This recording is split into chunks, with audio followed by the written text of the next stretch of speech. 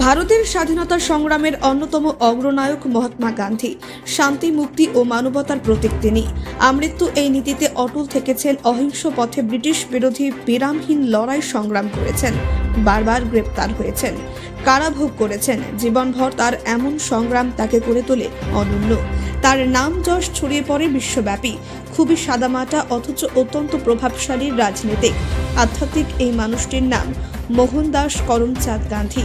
তিনি মহাত্মা গান্ধী নামে বহুল পরিচিত। এই নামের অর্থ মহান আত্মা।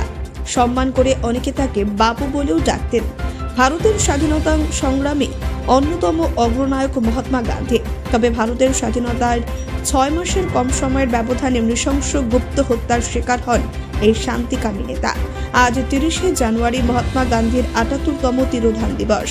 বিভিন্ন জায়গার পাশাপাশি যথাযোগ্য মর্যাদায় দিনটি পালিত হল রায়গঞ্জে। রায়গঞ্জ পৌরসভার উদ্যোগে প্রথমে পৌরসভা ভবনের সামনে মহাত্মা গান্ধীর আবক্ষ মূর্তিতে শ্রদ্ধা জানানো হয়।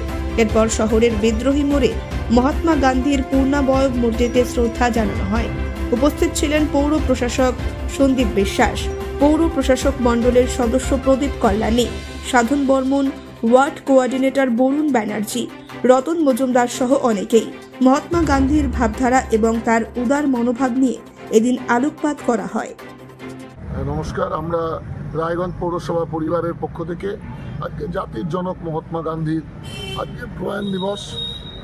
এই দিনে তাকে হত্যা করা হয়েছিল 11টা থেকে 11:02 সময়কালের মধ্যে। তাই তাকে শ্রদ্ধা নিবেদন করবার জন্য রায়গঞ্জ পৌরসভা অফিস প্রাঙ্গণে প্রতিষ্ঠিত গান্ধীজির মূর্তিতে শ্রদ্ধা নিবেদন করবার জন্য আমরা সকলে উপস্থিত হয়েছিলাম। তাকে এখানে শ্রদ্ধা নিবেদন করেছি, তাকে শ্রদ্ধার সঙ্গে আমরা স্মরণ করেছি।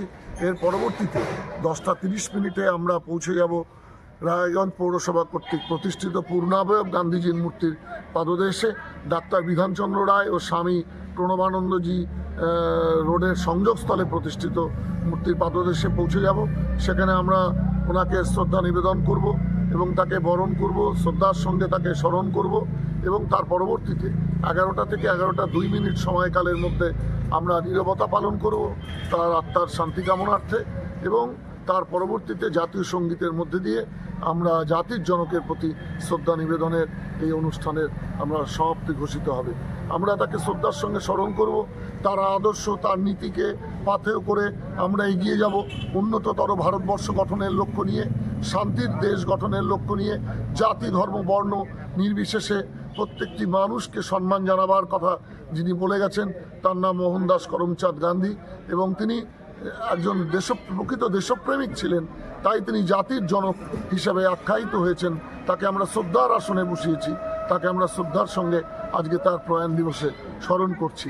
এবং যারা তাকে হত্যা করেছিলেন তাদেরকে ধিক্কার জানাচ্ছি যে ওনার মতন একজন মানুষকে, যিনি রাষ্ট্রপতি হননি, যিনি প্রধানমন্ত্রী হননি, যিনি এই দেশ ও বরেণ্য মানুষটি, যিনি জাতিকে উচ্চ স্তরে পৌঁছে দেওয়ার জন্য লড়াই করেছিলেন, এক কাপড়ে এক বস্ত্রে তিনি জীবনযাপন করেছিলেন, একজন ব্যারিস্টার হয়েও যিনি এইভাবে জীবনযাপন করেছিলেন, তাকে আমরা শ্রদ্ধার সঙ্গে স্মরণ করছি যে তার আদর্শ এবং নীতিকে পাথেয় করেও যেন আমরা এগিয়ে যেতে পারি উন্নততর ভারতবর্ষ গঠনের লক্ষ্য নিয়ে। এটাই হোক আমাদের প্রতিজ্ঞা। রায়গঞ্জ থেকে হীরক মুখার্জির রিপোর্ট, পুলিশ নিউজ।